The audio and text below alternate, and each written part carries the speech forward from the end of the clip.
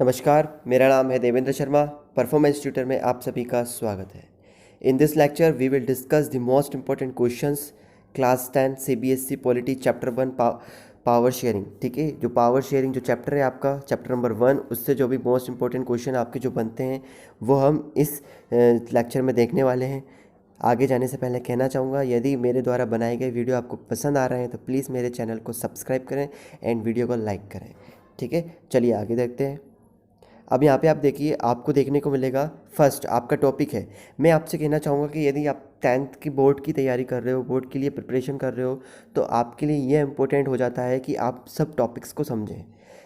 ठीक है, आप टॉपिक्स को समझने का जो चैप्टर पढ़ रहे हैं उस चैप्टर में उस टॉपिक को समझें, क्योंकि क्वेश्चंस जो बनकर आएंगे आपके एग्ज़ाम में वो कहीं बाहर से नहीं बन के आएंगे, वो आपकी बुक से ही आने वाले हैं। तो आपके लिए सबसे पहले इम्पोर्टेंट ये हो जाता है कि आप टॉपिक्स को अच्छी तरीके से समझने का प्रयास करें। ठीक है, टॉपिक्स को समझने के लिए आप मेरे लेक्चर्स देख सकते हैं। ठीक है, उसके बाद भी यदि आपको कोई डाउट्स है तो प्लीज़ उस लेक्चर के कमेंट बॉक्स में आप मुझे लिखें, मैं उसका जो भी डाउट होगा वो आपके क्लियर करने की कोशिश करूँगा। ठीक है, तो मेरा कहने का मतलब ये है कि आप यदि टॉपिक्स को अच्छी तरीके से पढ़ के जाते हैं तो उस टॉपिक के अंदर से जो भी क्वेश्चन बनता है तो वो आप इजीली लिख पाएंगे।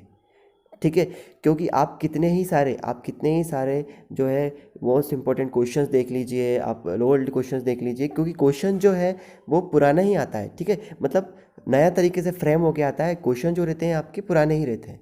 ठीक है, उनका जो नया देखने को मिलेगा थोड़ा सा चेंज हो जाता है, या तो उसको थोड़ा बढ़ा दिया जाएगा। ठीक है, या फिर उसको थोड़ा कम कर दिया जाएगा। तो आता क्या है, आता कहाँ से, उस टॉपिक में से ही आता है। तो मेरा कहने से बस यही है कि आप उस टॉपिक को अच्छी तरीके से समझने का प्रयास करें। ठीक है, आप यहाँ पर देखिए कि हम यदि इस चैप्टर को देखें, पावर शेयरिंग के चैप्टर को देखें, तो यहाँ पर मैंने जो है आपको बहुत इंपॉर्टेंट क्वेश्चंस डाल के रखे हैं। यदि आप इस तरीके से करते हैं तो आप जो है अच्छी तरीके से मार्क्स जो कवर कर सकते हैं, आपका जो सिलेबस है उसको अच्छी तरीके से कवर कर सकते हैं। जैसे कि आप क्वेश्चन नंबर 1 देखिए, composition, ethnic composition of Belgium and Sri Lanka. ठीक है, तो एथेनिक कंपोजिशन के बारे में हमने पूरा अच्छी डिटेल में पढ़ा है। ठीक है, एथेनिक कंपोजिशन जो की गई थी बेल्जियम की, हमने देखी थी। ठीक है, जाके Dutch speaking, French speaking and German speaking people के बारे में पढ़ा था, वो कितने परसेंट थे, 59, 40। ठीक है, ये परसेंटेज देखे थे हमने। ठीक है, आप इसको अच्छी तरीके से जो है प्रिपेयर कीजिए, आपके माइंड में लिखिए। ठीक है, आपके माइंड में लिखिए, मतलब लिखिए का मतलब आपके माइंड में बिल्कुल डाल लीजिए। ठीक है, क्लिक कर लीजिए। वैसे यदि आप श्रीलंका पे जाएंगे तो श्रीलंका का जो है आप सिन्हाला, श्रीलंकन तमिल्स, इंडियन तमिल्स, मुस्लिम, इनके बारे में और इनकी कंपोजिशन के बारे में देखिए। ठीक है, तो जो आपने कंपोजिशन अच्छी तरीके से जो इतने कंपोजिशन है उसको पढ़िए। ठीक है, और अपने आप से लिखने का प्रयास कीजिए जितना हो सके। ठीक है, क्योंकि डाटा जो है, डाटा इंपॉर्टेंट रहता है। यदि आप ही एग्ज़ाम में यदि डाटा लिखते हो, डाटा से मतलब होता है, ठीक है, मोबाइल का डाटा नहीं, डाटा से मतलब होता है कि आपने लिखा डच 59%, ठीक है, फ्रेंच 40%, तो एग्जामिनर आपका जानना चाहता है कि आपको ये पता है कि नहीं। ठीक है, ये बहुत इंपॉर्टेंट चीज़ हो जाती है आपके एग्ज़ाम में। यदि आप लिखते हो फर्स्ट चीज़ आपकी ये, और सेकंड चीज़ आप ये ध्यान रखिए कि आपके अभी क्वेश्चन, जितने भी क्वेश्चन यदि आप लिखो उनको जो है आप जो है पॉइंट्स में लिखिए। ठीक है, जितने भी क्वेश्चन आप लिखो उन्हें पॉइंट्स में, जितना आप पॉइंट्स में लिखोगे उतना आपके लिए बेनिफिशियल होगा। ठीक है, तो आप यहाँ पे देखिए ethnic composition of Belgium and Sri Lanka की यदि हम बात करें तो इथेनिक कंपोजिशन बेल्जियम की देखें तो आपको क्या देखने को मिलेगी, हमने देखा अभी श्रीलंका की। और आपसे ये क्वेश्चन पूछ लिया जा सकता है, व्हाट इज़ इथेनिक, इथेनिक क्या होता है। ठीक है, इथेनिक की डेफिनेशन क्या होती है, हमने पढ़ी समझी भी है। ठीक है, आपकी बुक में जो डेफिनेशन देखिए आप उसको अच्छी तरीके से पढ़िए। ठीक है, समझ में नहीं आ रही तो मेरे लेक्चर्स को देखिए। ठीक है, आपको पूरी तरीके से जिस्ट मिलेगा उसको समझने के लिए। ठीक है, a social division based on shared cultural people belonging to the same ethnic group live in their common descent because of the similarity of physical type of और ऑफ कल्चर और both they need not always have the same religion और nationality. ठीक है, इसको आप और अच्छी तरीके से जो है समझने का प्रयास कीजिए और अच्छी तरीके से लिखिए। समझ में आ रहा है। ठीक है, तो आप ये जो है फर्स्ट आपका टॉपिक यहाँ से बनता है। सेकंड यदि आप देखें तो व्हाट इज़ मेजोरिटेरियनिज्म। ठीक है, इस समझने का प्रयास किया कि मेजोरिटेरियनिज्म क्या होता है। ठीक है, एक कम्युनिटी जो है अपने आप को मेजोरिटी में फील कराना चाहती है। ठीक है, डोमिनेंस दिखाना चाहती है अपना। ठीक है, जो माइनॉरिटीज़ हैं उनके ऊपर। ठीक है। तो ये होगा मेजोरिटेनिज्म, ठीक है। इसको अच्छे से समझने का प्रयास कीजिए। एक्सप्लेन मेजोरिटेनिज्म श्रीलंका, ठीक है, आपको ये पढ़ना होगा।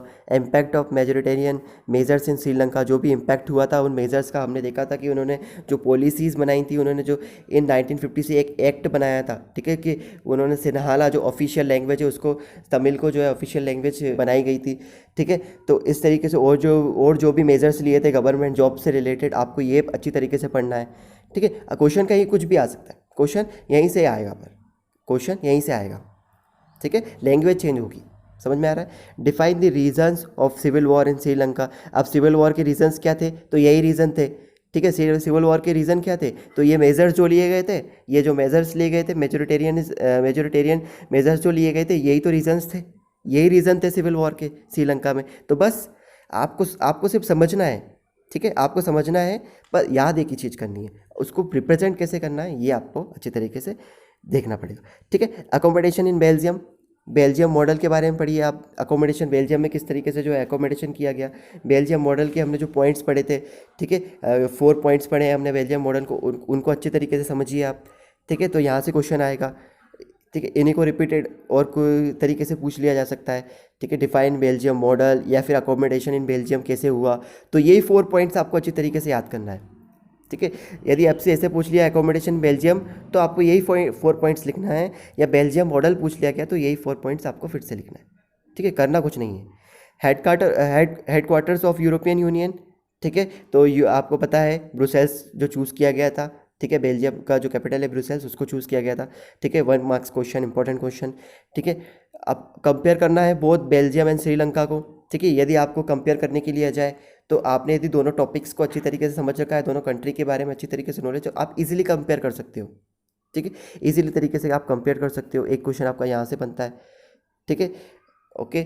आप बता सकते हो दोनों की इथेनिक कंपोजिशन बता सकते हो, श्रीलंका की भी बेल्जियम की भी, ठीक है। दोनों की जो मेजर्स लिए गए थे, बेल्जियम का जो मॉडल है, ठीक है, और वहाँ पे जो मेजोरिटेरियन हुआ था वो बता सकते हो, ठीक है। और दोनों का रिजल्ट क्या हुआ था, एक जगह सिविल वॉर हुआ था और एक जगह आपको देखने को यूनिटी देखने को मिली, समझ में आ रहा। तो आप इस तरीके से आपके क्वेश्चन को बना सकते हो। Why do we need to share power, ठीक है, हमको पावर शेयरिंग करने के लिए क्यों जरूरी है, तो ठीक है, why power sharing is desirable. तो आप ये टॉपिक फिर से फिर इंपॉर्टेंट, यदि आपने पिछले सारे टॉपिक्स को अच्छे से कवर किया है ये ऊपर वाले, तो आप ये भी क्वेश्चन अच्छे से लिख सकते हो, ठीक है। आप दोनों रीजंस दे सकते हो। हमने रीजंस क्या पढ़े थे, ये कहने का मतलब ये, इनको अच्छे से समझाए तो ये ऑटोमेटिक आपके माइंड में क्लिक होगा। ये टॉपिक अपने आप आपको लिंक करेगा, अपनी लिंक को क्रिएट करेगा आपकी, ठीक है। तो प्रूडेंशियल रीज़न पढ़े थे हमने, मोरल रीजंस को पढ़ा था हमने, ठीक है। उन दोनों रीजंस को अच्छी तरीके से समझिए, ठीक है। प्रूडेंशियल रीज़न, मोरल रीज़न, ठीक है, यही आपको लिखना है, ठीक है, ओके, समझ में आया। ये वेरी इंपॉर्टेंट हो जाता है आपके लिए। फॉर्म्स ऑफ पावर शेयरिंग, अब एक टॉपिक आ जाता है आपका पावर शेयरिंग का, से रिलेटेड जो भी फॉर्म्स हैं जो हमने पढ़े हैं लास्ट में, ठीक है। क्या 4 तरीके से हमने पावर शेयरिंग के जो फॉर्म्स को पढ़ने की कोशिश की थी, ठीक है। Among different organs of government, ठीक है, अमॉन्ग गवर्नमेंट से different labels, among different social groups के बारे में पढ़ा था, political parties, pressure groups and the movements के बारे में हमने पढ़ा था, ठीक है। तो ये चार आपके लिए बहुत इंपॉर्टेंट हो जाते हैं, ठीक है। जो फॉर्म्स ऑफ पावर शेयरिंग में ये 4 आपके लिए बहुत इंपॉर्टेंट हो जाते हैं, समझ रहे हैं आप। इनको अच्छे से समझिए, अपने आप से लिखने की कोशिश कीजिए, जितना आप अपने आप से लिखेंगे उतना आपके लिए अच्छा रहेगा, ठीक है। समझ में आ रहा है, अपने आप से लिखिए, अच्छे से तरीके से लिखिए। और एक बात हमेशा याद रखिए कि यदि आप जितना बुक को रीड करेंगे, जितना आप बुक को अच्छी तरीके से समझेंगे, तो उतना आपका जो लैंग्वेज है, ठीक है, उतना आपका जो लैंग्वेज है लिखने का वो इम्प्रूव होगा, ठीक है। एनसीईआरटी का जो लैंग्वेज है वो इम्प्रूव होगा, क्योंकि आपका जो कॉपी चेक होगी, ठीक है, तो उस कॉपी चेक में यदि कोई जो एग्जामिनर है वो देखता है कि आपने उन वर्ड्स को मेंशन किया है कि नहीं, आपकी जो क्वेश्चन है उसमें, समझ में आ रहा है, क्वेश्चन में आपने वर्ड्स को उस तरीके से मेंशन किया है कि नहीं किया, समझ में आ रहा है। तो आप उस बुक को अच्छी तरीके से समझिए, जितना आप पढ़ोगे वो आपके वर्ड अपने आप आपके जो है माइंड में सेटअप हो जाएंगे। तो कुल मिला के मेहनत करना रहेगा बेटा, ठीक है। तो फॉर्म्स ऑफ पावर शेयरिंग, ठीक है। तो ये टॉपिक होगा। यदि आपको horizontal vertical form of power sharing आ जाए तो वो कोई कंफ्यूज नहीं होना, ठीक है। हॉरिजॉन्टल डिस्ट्रीब्यूशन, ठीक है, और वर्टिकल डिवीजन ऑफ पावर के दोनों कॉन्सेप्ट हम समझाए, ठीक है। हॉरिजॉन्टल डिस्ट्रीब्यूशन यदि आप वो पूछ सकता है कि जो लेजिस्लेचर, एग्जीक्यूटिव, जुडिशियरी है, वो जो डिस्ट्रीब्यूशन में पढ़ा, organs of the different organs of government के बारे में हमने पढ़ा, वही है क्या हॉरिजॉन्टल डिस्ट्रीब्यूशन। और vertical form of power sharing मतलब वही क्या, डिफरेंट लेवल्स, ठीक है। पावर शेयरिंग गवर्नमेंट की जो डिफरेंट लेवल्स है वहाँ पर पावर शेयरिंग होना, ठीक है। Union, state and the panchayat, municipalities and panchayat, ठीक है। तो ये जो पावर शेयरिंग है तो उसी को क्या कहते हैं, वर्टिकल डिवीजन ऑफ पावर है, ठीक है, डिवीजन।